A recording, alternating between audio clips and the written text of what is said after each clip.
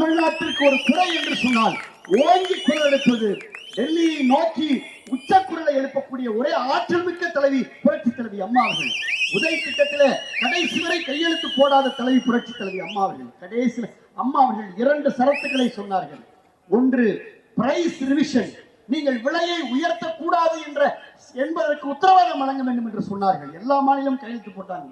ஆந்திரா கையெழுத்திட்டார்கள், கர்நாடகம் கையெழுத்திட்டார்கள், அங்கே சிக்கிம் கையெழுத்திட்டார்கள், பூட்டான் குஜராத் கையெழுத்திட்டார்கள், மத்திய பிரதேசம், உத்தரப்பிரதேசம் எல்லா மாநிலங்களும் கையெழுத்திட்டதற்கு பிறகு கடைசியாக 21ஆம் தேதி 1வது மாசம் 21/1/2017 உதய் திட்டத்துல தமிழ்நாடு அரசு ஒப்புதல் கொடுத்தது. ஏன் ஒப்புதல் கொடுத்தது? 2 சரத்து அம்மா நீக்க சொன்னாங்க.